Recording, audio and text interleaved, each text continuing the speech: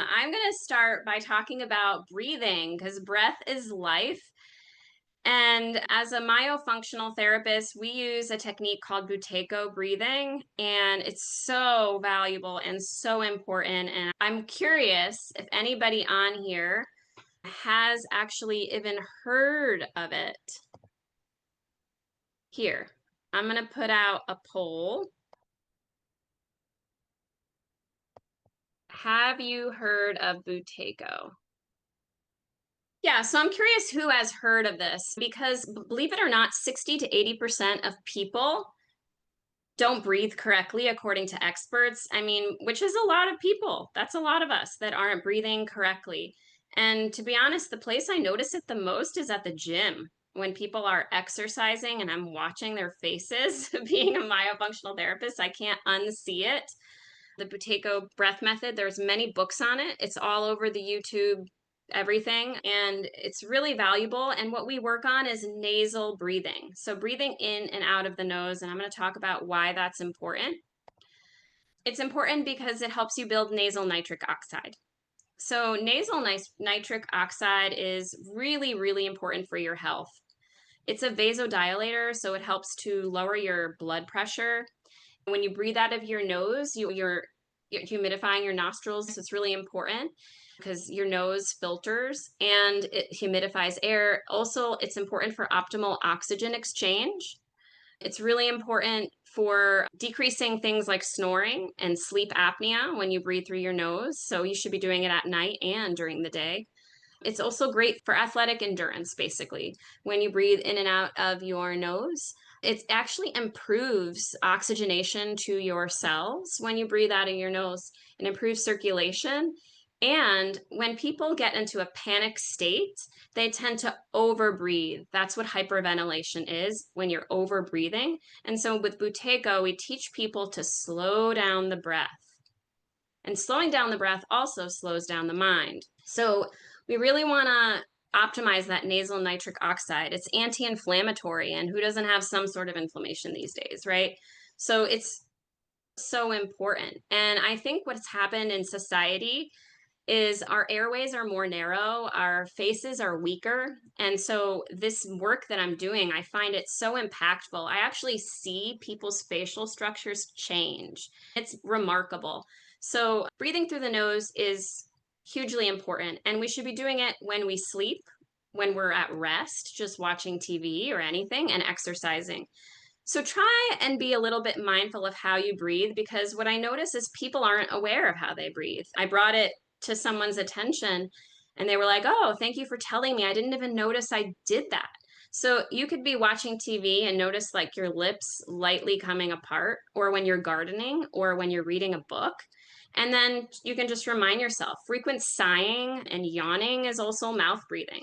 So we want to just to circle back to that, if you're sighing and yawning a lot, it's probably because you're not getting good sleep, right? So it's all related, all related. So nasal nitric oxide, so naturally slows the breath rate, which signals safety to the brain, signaling safety to the brain. So it's one of the ways in which we do that.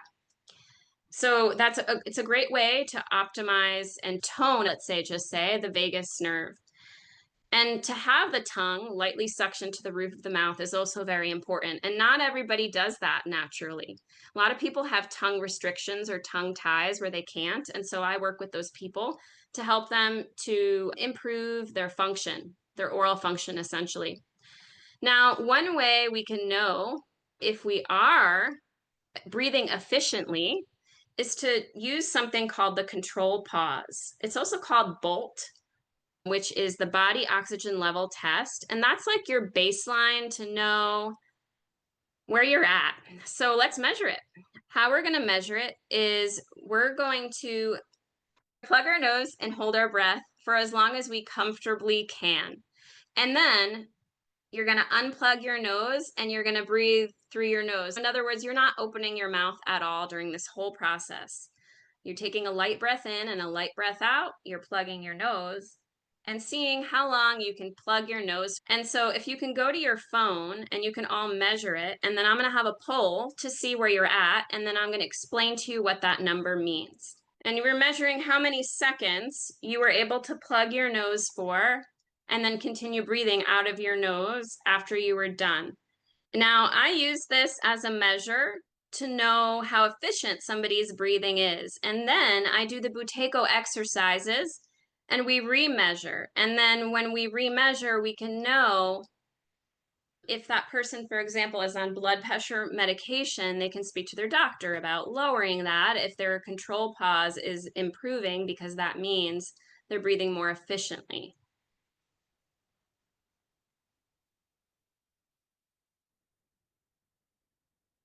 And Buteyko exercises are available on YouTube, and you could find lots of ways to access them. I do want to say that it's not personalized. You're not getting the feedback of someone telling you what you may be doing correctly or not, because we want to make sure that we're breathing correctly and that we're also doing the correct exercises, because some of them are not recommended for certain conditions. If you're pregnant, or if you have panic, if you're very anxious, or if you have a lot of panic inside of you, if you have a diagnosis like diabetes, or there's just certain exercises that can be very intense for breath work that would be contraindicated. So I think it's just important to be careful with what's out there and work with someone in certain cases that can help you personally. It's like the difference between going to a physical therapist and researching physical therapy exercises, that kind of thing. We really want it to get up to 40, ideally. Less than 20, 25, having it at 25 is still good. Less than 20 means there's a lot of work to be done in terms of efficient breathing, that your cells probably aren't getting enough oxygen. So I just find it to be a really unique way to measure that. So then what we work on is optimizing our breathing. So ways to optimize your BOLT or your score would be to breathe slowly. So we typically breathe 12 breaths per minute.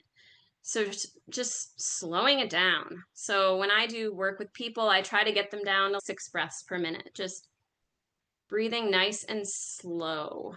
Not only that, but also breathing quietly. No one should be hearing you breathe. It's just quiet breathing when we're working on this. And breathing deep. And what I mean by that is not a deep breath in, but I mean into the diaphragm. So breathing into the diaphragm, hugely important. Okay. The other part of Buteyko is breathing light.